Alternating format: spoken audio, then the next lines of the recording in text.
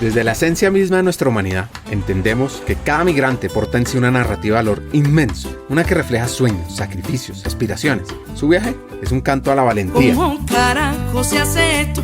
Dejar mi casa, mi familia, mis afectos, dejar mi tierra y mis amigos, porque no todos se vienen conmigo y yo lloré.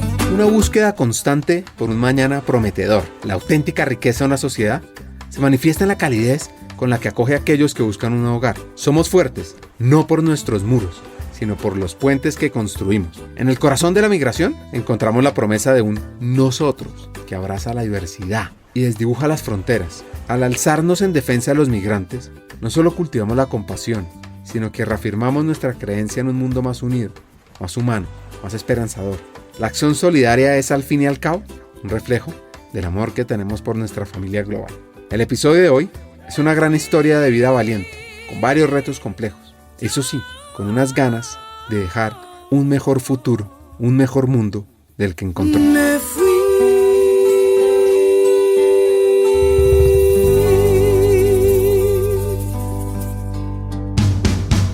Bienvenidos a Hackers del Talento, el podcast que busca cambiar el juego por lo humano. Creemos en una América Latina más competitiva, inclusiva, equitativa, próspera, donde las personas sean el centro del mundo laboral. Nos motiva el talento como motor de cambio y por eso estamos aquí, para ser la fuente de inspiración, unión, colaboración, aprendizaje, debate y acción para la comunidad interesada en talento. A través de historias, reflexiones, conversaciones con CEOs, líderes de talento humano, pensadores y actores de cambio, te vamos a ofrecer hacks para evolucionar como persona, como líder y potenciar tu empresa. Te invitamos a sumergirte en conversaciones profundas, significativas, que te harán pensar, que te inspirarán y que te harán dar ganas de tomar acción para cambiar el juego por lo humano. Únete a nosotros en este viaje para hackear el talento y juntos aumentar la competitividad de América Latina por un futuro más justo y próspero. Nuestra invitada de hoy se llama María Consuelo Castro. Es gerente de sostenibilidad de Claro Colombia. Es una familia de 4 hermanos. Ella es la mayor. Su madre la ha inspirado siempre para ser, como decimos en Colombia, echada para adelante. Su padre fue un buen político, quien murió hace 15 años en el Congreso de la República, porque imagínense que no alcanzó a llegar a la clínica, ya que no habían ambulancias. Y en ese momento, esta hacker vivía en México. Pues yo creo que me marcó y nos marcó a los 4 muchísimo. Él fue el segundo defensor del pueblo que tuvo Colombia, y además fue el redactor de la ley 142 de servicios públicos, siempre muy enfocado en las mujeres, en cómo podía trabajar, y yo creo que en particular a mí como mujer y como profesional, pues influenció mucho mi vida. O sea, súper positivo como lo veo hoy. Obviamente ese momento fue muy duro, porque además, pues estar tú montada en un avión de México a Colombia son 4 horas y media. Cuando me monté al avión estaba vivo, cuando me bajé ya no. Entonces pues sí, fue un choque duro, pero hoy lo cuento, ¿sabes qué? Como parte de ese crecimiento, y pues sí fue también muy, muy conmovedor, porque mi papá tenía 56 años, entonces es una edad que uno no se imagina que vas a perder a los padres, pues porque como que el transcurso normal es una persona mayor, pero bueno, como les decía antes, pues son las cosas que nos pone Dios en el camino. Yo soy súper creyente, entonces pues bueno, asumo que ya había cumplido su misión en la tierra y ya había hecho todo lo que tenía que hacer.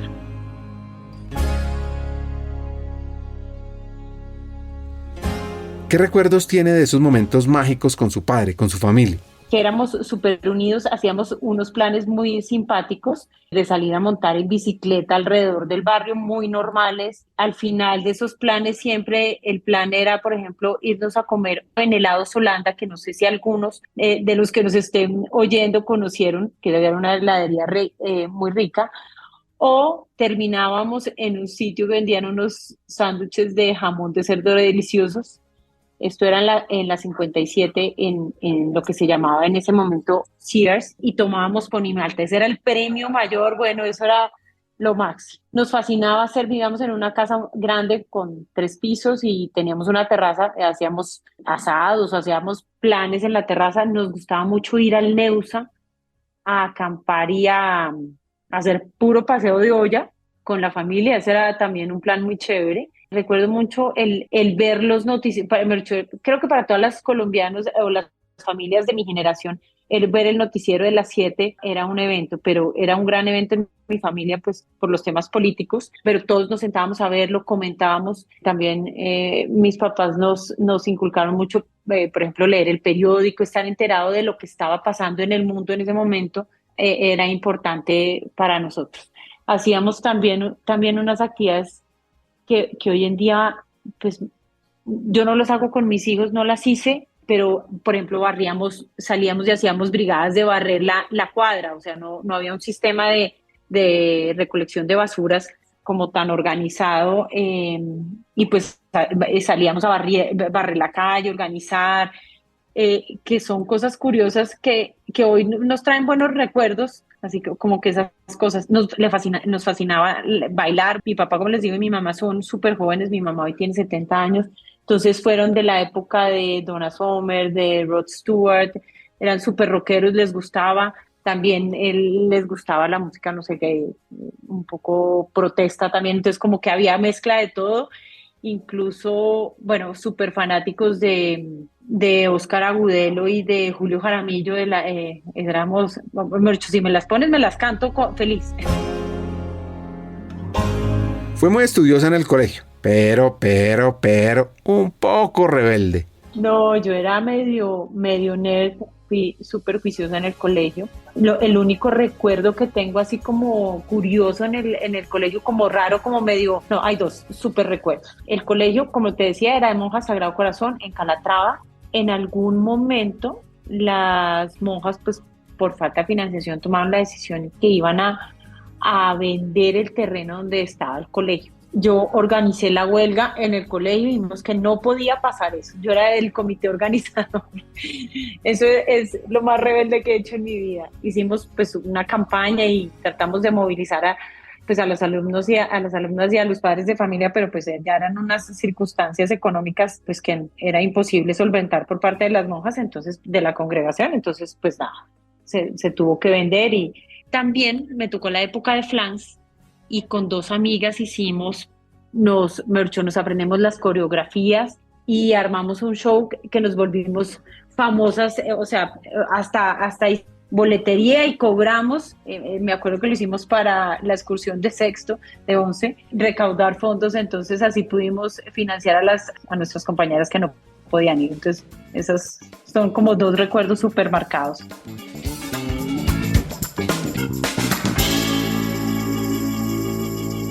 Sus tíos eran periodistas y su papá abogado. Escogió finalmente ir a la Javeriana e irse por el camino de las leyes, donde conoció en la carrera a su esposo, y desde ahí están juntos. Ya cuando entra al mundo laboral, su primer trabajo le marcó su vocación y su misión. Estudié Derecho, pero nunca me imaginé ejerciendo 100% Derecho. O sea, trabajando en una oficina de abogados como Brigario Urrutia, que hoy mi esposo trabajó en Brigario Urrutia y tiene su firma de abogados, no me imaginé. Siempre estuve inclinada hacia los temas sociales, y pues mi primer trabajo yo creo que ahí fue el que me marcó el rumbo que iba a tomar, que fue trabajar en la Alta Consejería para Desplazados. Dependía en ese momento de la Presidencia de la República, eso era el año 98, y pues estábamos en el auge del desplazamiento en nuestro país, donde pues se veían las circunstancias, aunque no lo hemos dejado de vivir, pero era donde pues estaba más enmarcado eso. Entonces empezar a trabajar en ese tema, conocer físicamente el país y las diferentes zonas que se vieron afectadas en su momento, y el buscarle la solución a las circunstancias y esas situaciones que enfrentaron esas personas afectadas por la violencia, me marcaron completamente, porque pues es un tema muy sensible. Éramos un equipo que éramos 6 personas en esa consejería, teníamos que viajar mucho, estábamos mucho en el Chocó, en Cauca, en San Vicente del Caguán, y pues como te decía antes, pues soy muy creyente, y esas oportunidades de mejora de las circunstancias era la manera de enfrentarlo. Obviamente muchas veces me derrumbé, pero traté siempre de hacerlo de la manera más profesional y nunca enfrente de las personas desplazadas, porque pues De nada les servía que una persona ajena a lo que estaban viviendo, muy, entre comillas, cómoda en Bogotá, podría generarles como esa empatía, pero una empatía más bien parada, la hacía más bien desde la solución, de cómo buscarles un hospedaje, de cómo tener acceso a alimentación, a oportunidad de estudio de sus hijos y oportunidades laborales para ellos. Claro, le soluciona el problema, no sé, a la familia de Ricardo que tiene esta circunstancia, pero puede que a las otras 5 o 10 o 100 personas o familias estuvieran en un proceso un poco más lento. Entonces, pues eran sensaciones de satisfacción y también de frustración muchas, porque no siempre se podía lograr. En ese momento había algo de cooperación internacional, pero empezaba a entrar esos recursos de cooperación internacional. Entonces, la mayoría de las acciones se hacían por relacionamiento con organizaciones, con ONGs nacionales, que no era tan sencillo, y pues luego sí se expidió una ley para atención a la población desplazada, pero pues eso tomó un tiempo.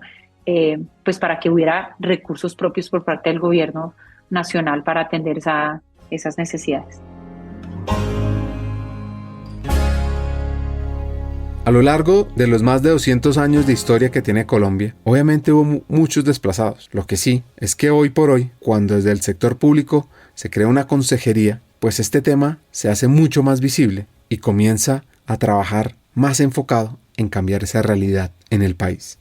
Exacto, sí, y por eso te digo, no es que en el 98 fuera la primera vez que aparecían, pues habíamos sufrido muchos desplazamientos, pero anteriormente estaban invisibilizados, tristemente invisibilizados, pues porque la violencia nuestra en la época entre liberales y conservadores pues generó desplazamiento y pues lo que conocemos posteriormente, o los más jóvenes que pueden estar oyendo esto pueden que conocen la primera vez que sucedía, pero pues que era más evidente y que se le pusieron los ojos no solamente en Colombia, sino por el mundo entero.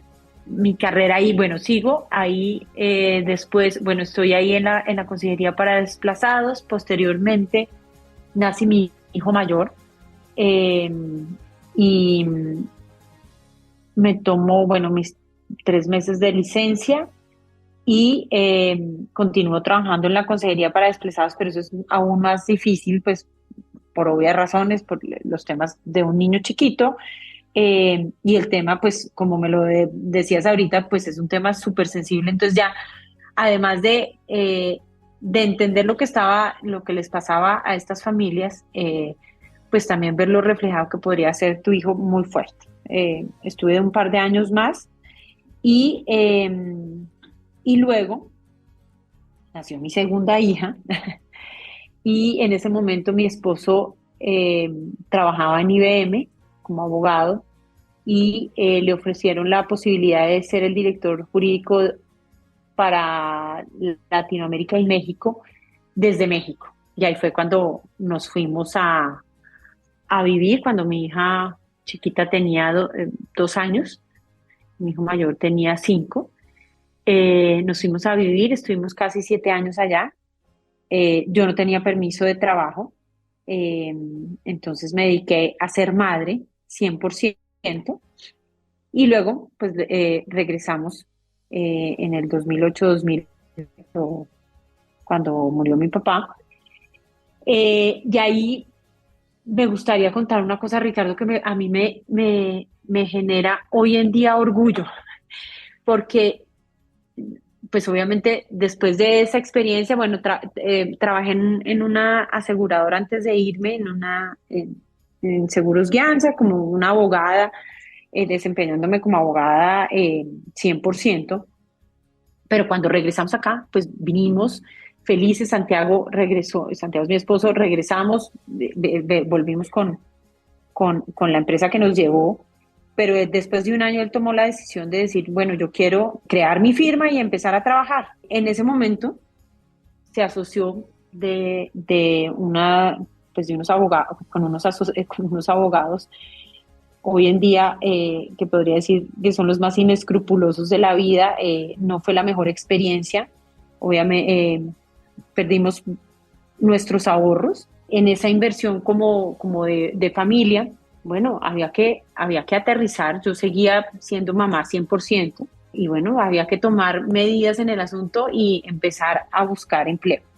Entonces, obviamente yo después de, no sé, 6 o 7 años sin haber trabajado, difícilmente a una mujer con 2 hijos la iban a recibir a trabajar. Empecé a buscar por todas partes y me aceptaron en la Agencia Nacional para la Superación de la Pobreza Extrema, pero arrancando de cero, es decir, como si hubiera sido recién egresada, con unos compañeros de trabajo que eran mucho menores que yo, y le doy tantas gracias a la vida, primero por la oportunidad que en ese momento me dio la directora de esa agencia, que era una agencia maravillosa que se creó en el gobierno de Uribe, que la dirigió y la creó Samuel Azud, en el que lo que buscaba era solucionar los problemas hacia la población en pobreza extrema. Y eso, o sea, primero la oportunidad que me dieron, 2, el tener la oportunidad de arrancar de cero y de dedicarme a lo que me fascina y lo que me ha llevado el resto de mi vida, a trabajar en los temas sociales y ambientales de nuestro país, que creo que es la manera en la que podemos hacer realmente un cambio, parada en ese momento desde el sector público. Y arranqué y desde ahí, desde ese momento, pues no he parado de trabajar en estos temas, y muy enfocado en cómo articular y cómo llegar tanto con oferta pública, con oferta privada, con recursos de cooperación internacional para solucionar esas circunstancias a las que se enfrentan tantas familias en nuestro país. Quiero que piensen un momento de su vida en que han dado la mano o les han dado la mano para apoyarlos. Cuando alguien ha creído en ustedes o ustedes han creído en una persona. Y sobre todo, un punto muy interesante en el mundo del trabajo es cómo debemos cambiar el modus operandi tradicional de los procesos de selección y enfocarse totalmente en ver el talento de las personas, sus habilidades, y no simplemente qué años trabajó, qué años no, todos esos sesgos además que tenemos. Sí, yo creo que hoy en día sí. Yo creo que hoy en día las empresas y sector privado, sector público, revisan más las competencias que tengan las personas. Pero bueno, en ese momento fue eso, y te lo digo de corazón, o sea, lo agradezco en el alma, porque además empecé a trabajar en un tema pues que es hacia las comunidades, pero fue en el momento en que empezó a trabajar en la ley de primera infancia, la que se llama De Cero a Siempre, y tuve la oportunidad de hacer el trabajo previo, de acompañar todo ese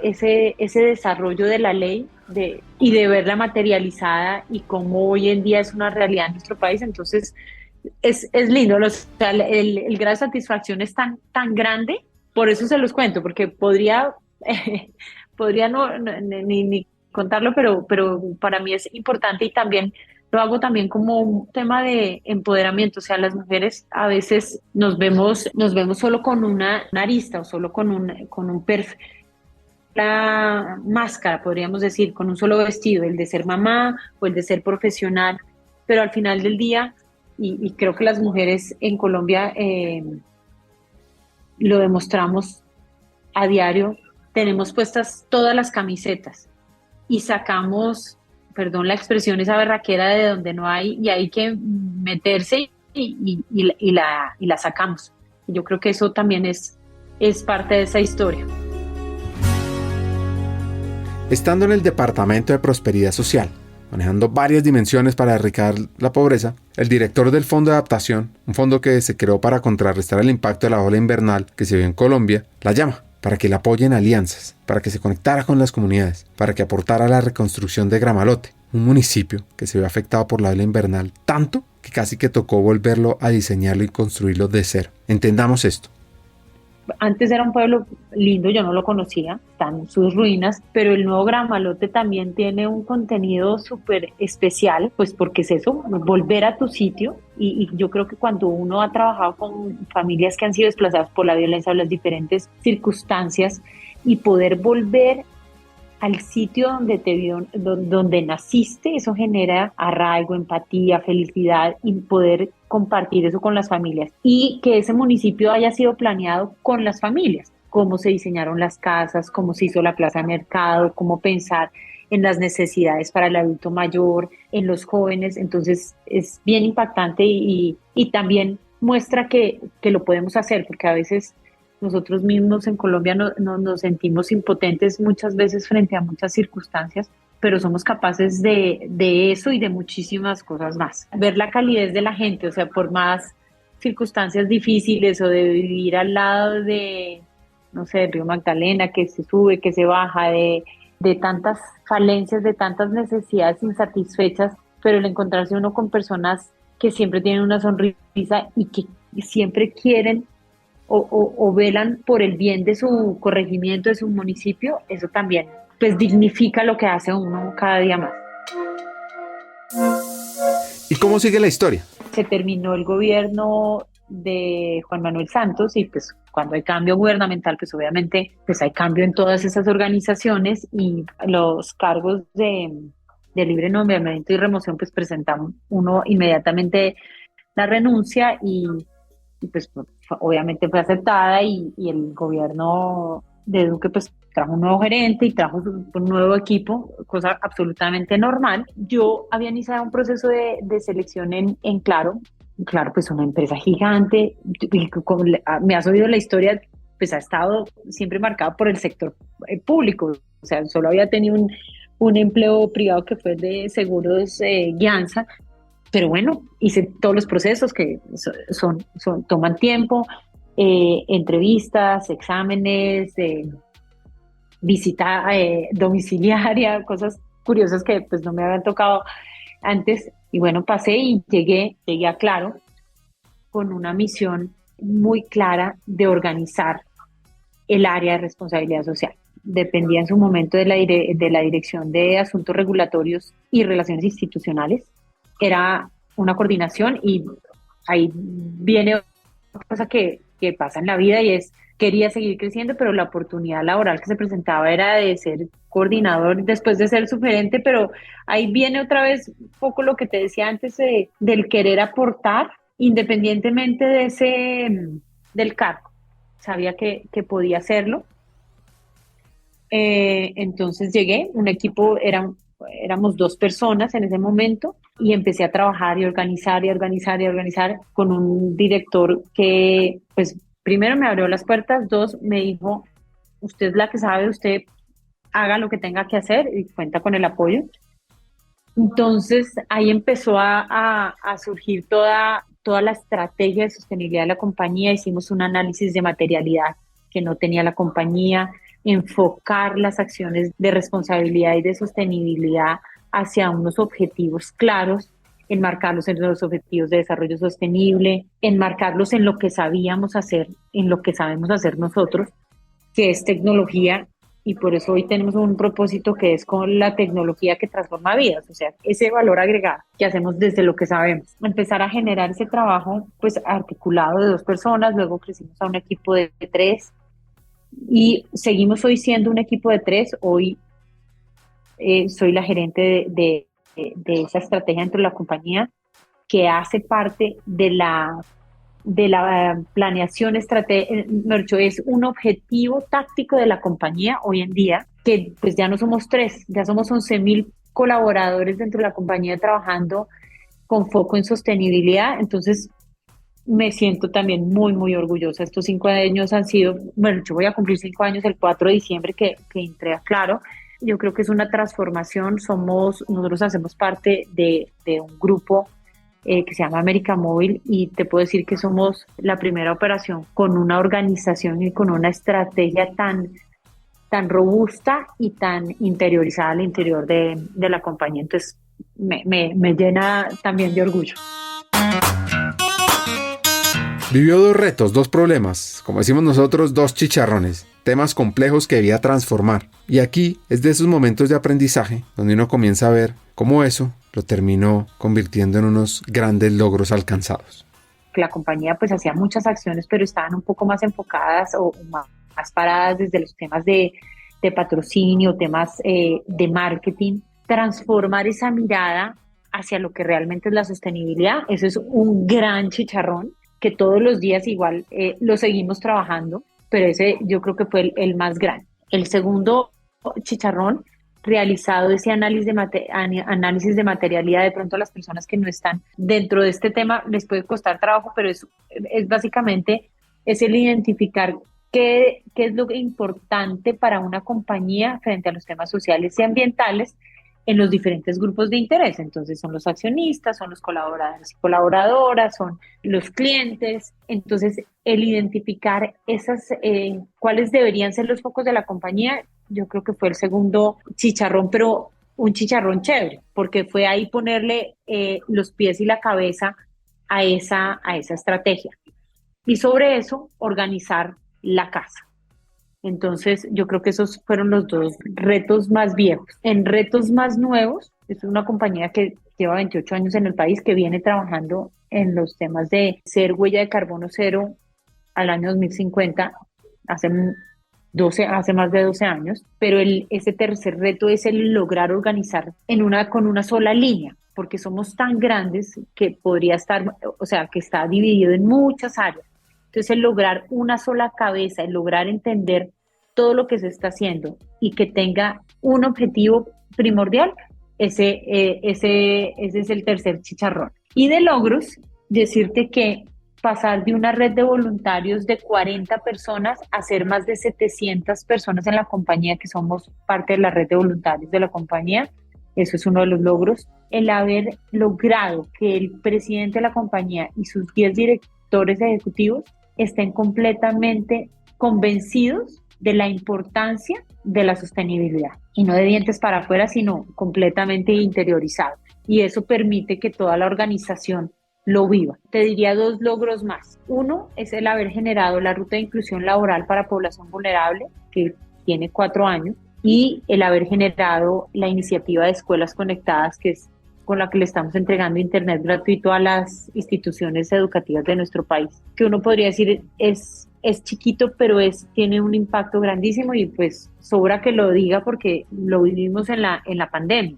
Sabemos, o más bien, nos cayó el 20, uso esa expresión mexicana, la necesidad de la conectividad, y ese proceso de conectividad se aceleró en el país, pero en nuestro país, en los diferentes municipios y corregimientos, es mucho más grande que los presupuestos que tienen esos entes territoriales. Entonces, el poder suplir esa necesidad, creo que también es uno de los grandes logros que tengo. Una de las empresas que más le ha aportado a la población migrante es Claro. Acá nos va a contar la historia de cómo se forjó esta gran iniciativa de la mano del mismísimo Carlos Slim cuando llegó a Colombia. Te voy a contar la historia. Yo llegué a Claro en diciembre de 2018.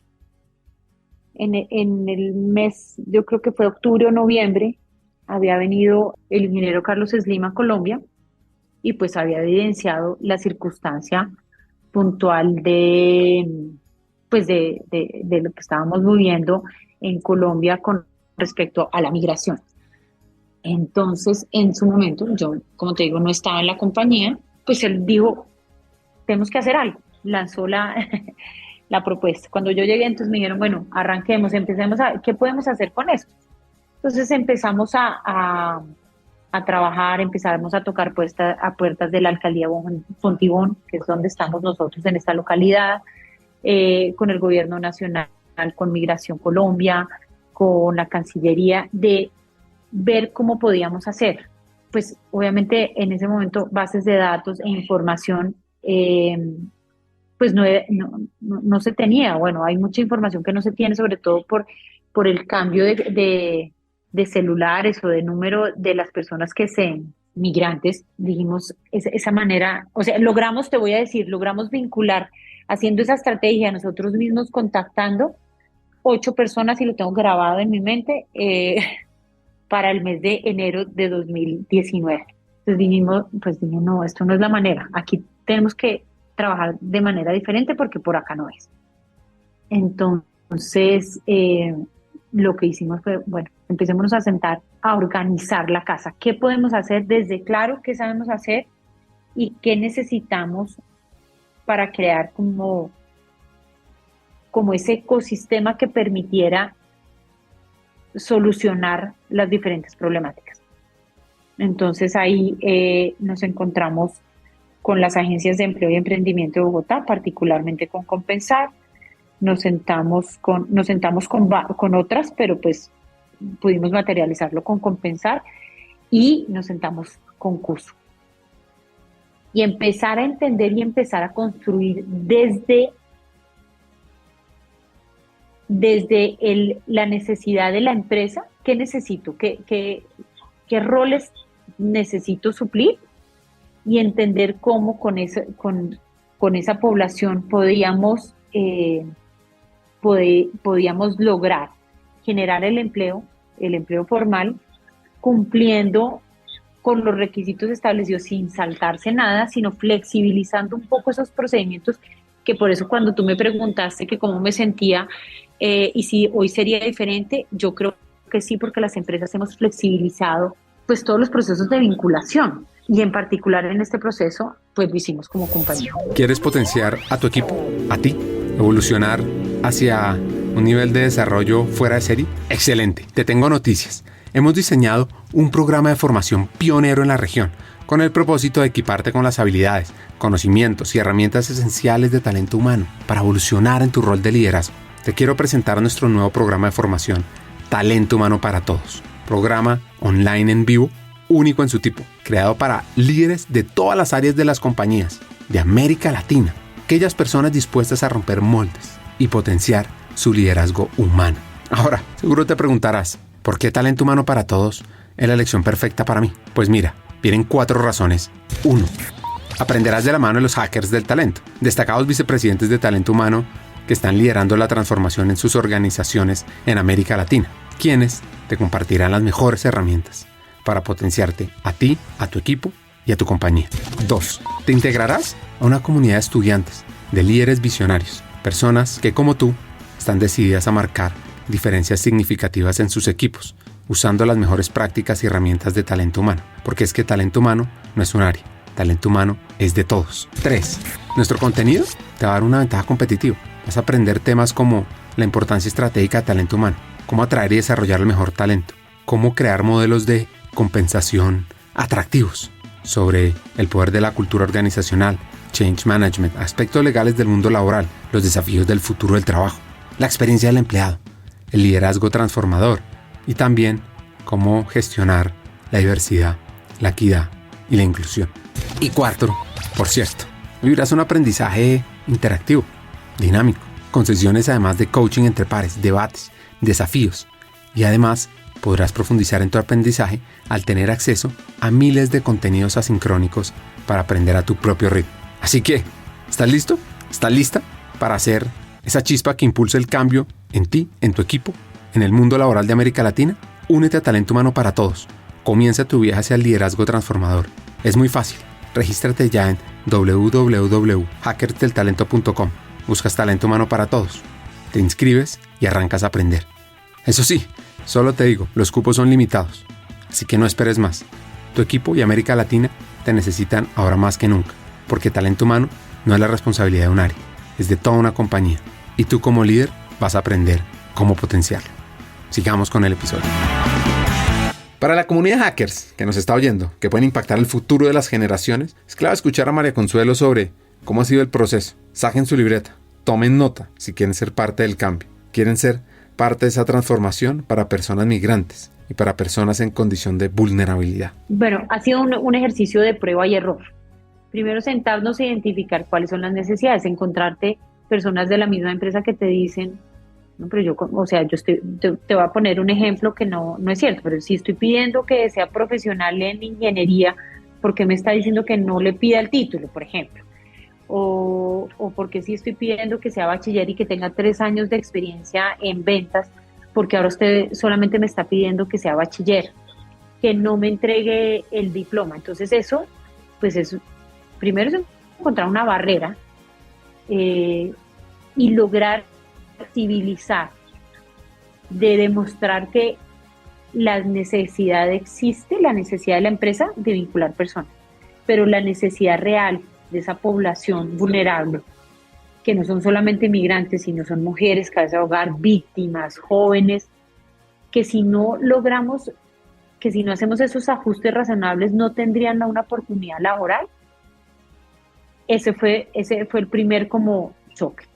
Entonces eso generó muchas reuniones, generamos muchos procesos de conversaciones de catarsis, de tratar de aterrizar, de buscar cómo convencer y hacer entender a los demás que sí le podíamos apostar a esta iniciativa. Por ejemplo, tener el problema de que, por ejemplo, una persona que había pasado todos los filtros, que había hecho todo su proceso de formación, para contratarla tenía que tener unas gafas, unos lentes ópticos porque no veía bien. Y si no tenía los lentes, no lo puedo contratar. Entonces, ¿cómo con ese apoyo de ese ecosistema poderle brindar esas gafas? Porque hay procesos tan altos de deserción o porcentajes tan altos de deserción. Porque en los procesos de formación, una persona que está enfrentada a una vulnerabilidad como las que te he dicho, tiene que tener lo del diario vivir, porque si no, o no come o no le lleva los alimentos a sus hijos. ¿Qué pasó en ese momento? Pues obviamente el pensar en un auxilio de transporte, un auxilio de alimentación para que la persona siguiera formándose y pudiera regularse al final de su proceso. Esos ajustes han permitido que hoy más de 1.200 personas tengan un empleo formal, o por ejemplo que en la pandemia, pues obviamente si yo estaba trabajando en una oficina, todos nos estuvimos confinados, y si yo en mi casa pues no tengo con qué comer o tengo un recurso, un ingreso bajito, pues no tengo con qué pagar un internet ni voy a tener un computador para trabajar. ¿Cómo poderle entregar un computador y una conectividad a esa persona para que no perdiera su empleo? Fueron de los grandes retos que tuvimos y que hoy pues que hoy podemos contar satisfactoriamente que también se pueden hacer las cosas pensándolas y armando ese rompecabezas, porque además no es una camisa de fuerza, sino a medida que van saliendo las convocatorias, en cada uno de esos grupos hay circunstancias diferentes. Y eso es lo que nos demuestra que si generamos alianzas, que si trabajamos en equipo, podemos lograrlo.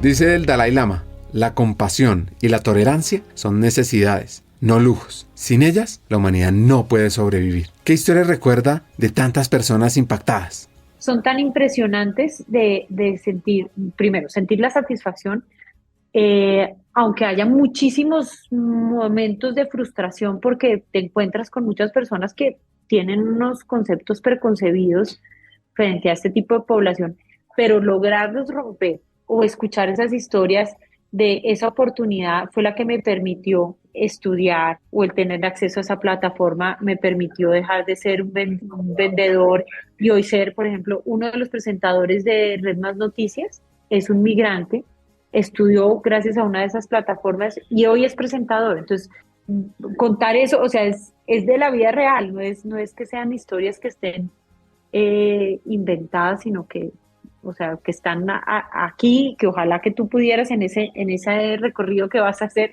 cuando decidas hacerlo, poder contar esas historias. Yo creo que son las protagonistas y son los héroes de la historia. La verdadera medida de cualquier sociedad se puede encontrar en cómo trata a sus miembros más vulnerables, decía Gandhi. Y el Papa Francisco cuenta que cada migrante tiene un nombre, un rostro y una historia. Atención a esta reflexión. Pues mira, yo creo que esa mención, y te contaba lo de Carlos Slim, pues porque fue una visión de una persona que viene un día y se va, ¿no? O sea, y pues era evidente, o es evidente en nuestro país. Pero eso no significó que fuera, no fue una orden, por eso te lo conté, porque fue, oigan, miren a ver qué se puede hacer. Puede que no se pudiera hacer nada, o nos hubiéramos podido decir que con ese intento que hicimos en el mes de diciembre y enero, dijéramos, no, pues se pudieron contratar 8 personas y, bueno, pues hicimos el intento, ¿sí? sino que nos pusimos, yo creo que primero el reto. Dos, sí tenemos muchísimos sesgos, y yo te lo digo, pues por lo que tal vez vivimos en nuestros, no sé si en mi casa no tanto, pero sí de pronto alrededor, pues el migrante pues no era bien, no bien percibido, sobre todo porque además teníamos pues no nos referíamos ni siquiera bonito hacia las personas que venían de Venezuela en particular.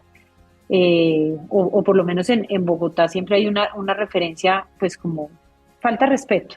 Pero yo creo que ha ido cambiando sobre todo porque hemos visto, o sea, y te voy a poner dos cosas, no son una amenaza, las personas que han llegado por las circunstancias del país, ha llegado gente muy, muy buena, que yo creo que es la mayoría, gente que quiere trabajar, que quiere aportarle a nuestro país y que además está desempeñando roles o perfiles que el colombiano no quiere o que ciertas personas colombianas no quieren llegar a emplearse en eso.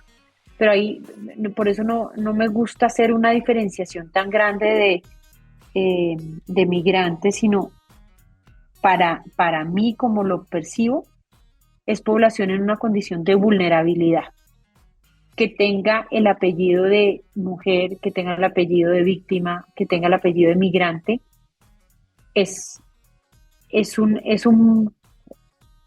algo adicional, pero no lo debemos calificar por eso, sino que tenemos que generar las oportunidades para todos.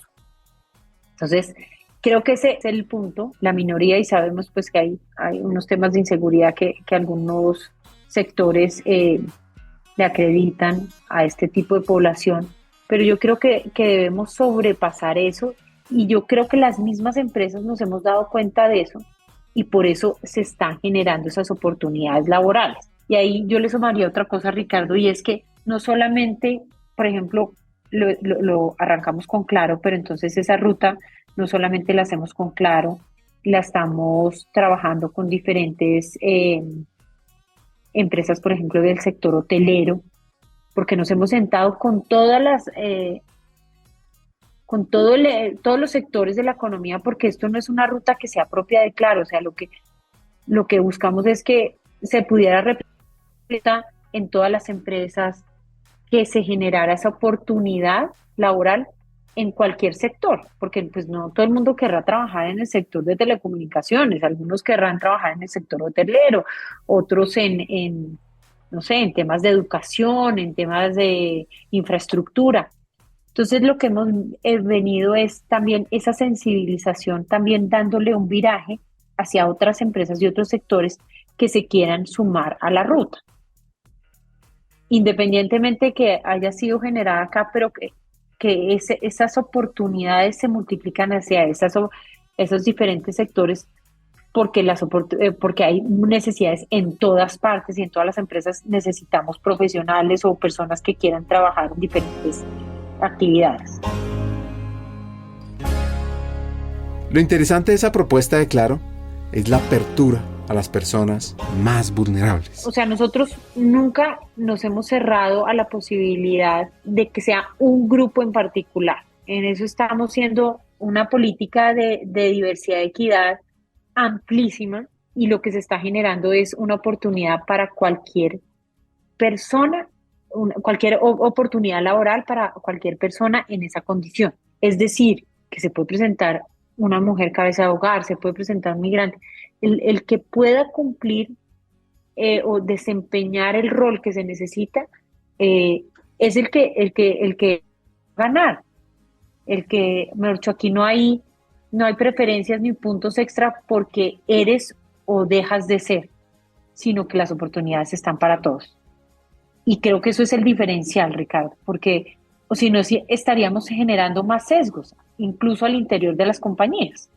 Porque entonces, si solamente saco una convocatoria para algo, o sea, solamente para población migrante, estaría generando pues una inequidad absurda con la población vulnerable colombiana, con la población de acogida que también tiene necesidades. Entonces hay que pensar en que esto es un concepto más amplio en poder generar esas oportunidades que generalmente incluyan a toda la población.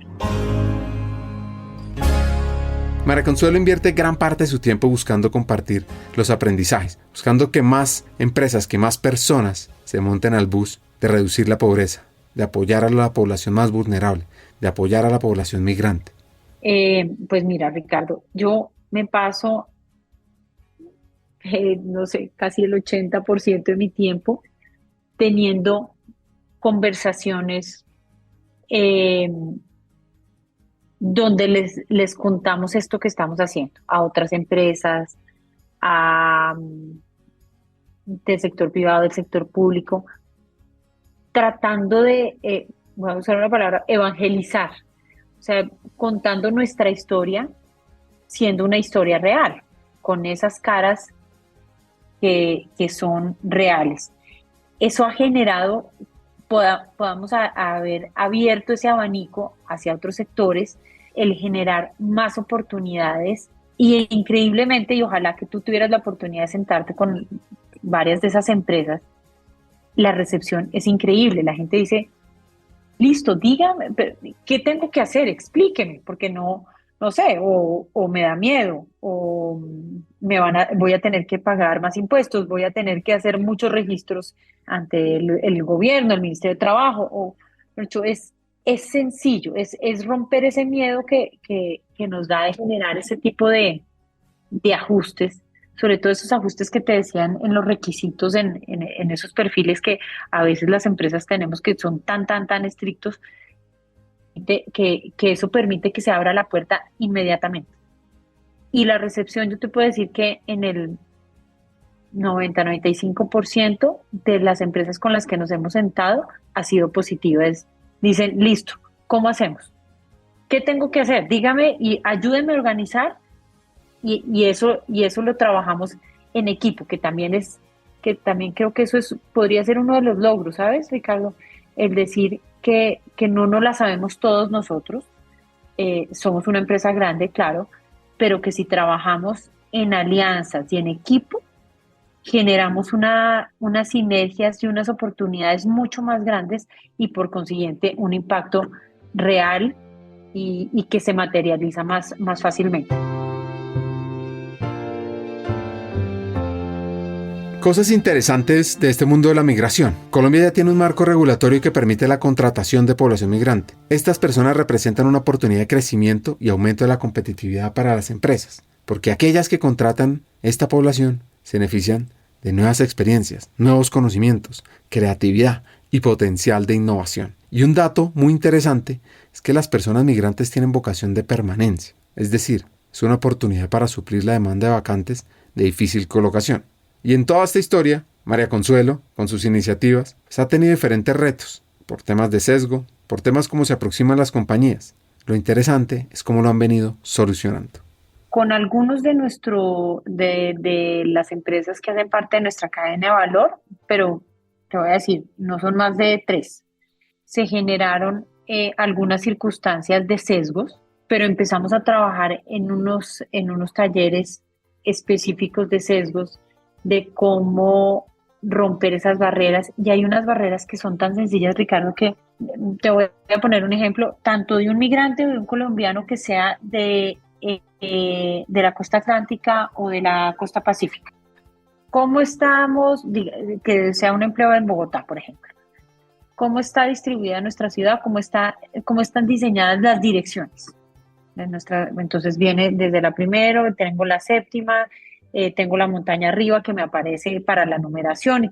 ¿Cómo logro romper esa barrera de decirle, si yo tengo sectorizado un trabajo, por ejemplo, y voy a ser un auxiliar técnico de instalación de los que tiene Claro, tenemos dividida la ciudad. Entonces yo le digo, bueno, usted va a atender de la séptima con 70 a la séptima con 85 hasta la autopista. ¿Sí? Ese es su rango de trabajo, va hasta las 100. Pero si la persona que viene de la costa atlántica, de la costa pacífica, incluso de del eje cafetero, o es un migrante, tú lo sueltas a la calle y tú crees que va a poder entender cómo se distribuye Bogotá. No, no es porque no tenga las capacidades, sino porque nadie le enseñó. Entonces, parte de ese proceso de esos talleres de romper de sesgos es entender que hay unas cosas que son diferentes en todas las ciudades, independientemente que sean colombianos o de otro país. Dos, tal vez el bogotano es un poco más seco. La persona de la costa es más dicharachera, dice las cosas de frente, el migrante también, pero eso no significa que nos estén faltando al respeto ni que estén que quieran pasar por encima de la autoridad. Son cosas tan sencillas de conversar o de entender que hablamos el mismo español, pero que las mismas palabras pueden significar otra cosa. Al tú poner todo eso sobre la mesa, no invisibilizar. Lo que te digo es que son cosas que pasan y que si las hablamos y las explicamos, tanto el colombiano como el migrante, como el de la costa pacífica, el de la costa atlántica, entienden perfectamente y se desdibuja esos sesgos o esas fronteras que tenemos, que están creadas por diferentes factores culturales de nuestro país. Para cerrar el episodio, un par de consejos. Cuando terminé mi carrera de Derecho, y decía, pero si no voy a ejercer Derecho, ¿para qué me gradúo? Dijo, gradúate. Y lo hice y fue el mejor consejo, porque seguramente si no hubiera hecho eso, no hubiera podido tener las oportunidades que he tenido hoy en día. Y el mejor consejo que yo he dado es oír y entender al otro. El de escuchar con toda la atención y saber que algo siempre vas a poder hacer, con una palabra, con un abrazo, con una mirada, con una acción como generar un empleo, con una conectividad, pero siempre al escuchar y ser empático. Conversar con María Consuelo Castro, escuchar sus historias y reflexiones, inspira la acción por un mejor mañana. Acá vienen mis 3 hacks. 1. Debemos darle la mano, dar oportunidades, porque es que una sola puerta nueva que abrimos puede significar un gran futuro para alguien. 2. Las empresas deben enfocar sus esfuerzos sostenibles a los más vulnerables, incluida la población migrante, y apalancarse en diferentes entidades e instituciones que pueden aumentar el impacto y guiarlos en esas iniciativas. Y 3. No dejemos que los sesgos nos ceguen, busquemos darle la vuelta. Hasta un siguiente episodio y sigamos hackeando el talento.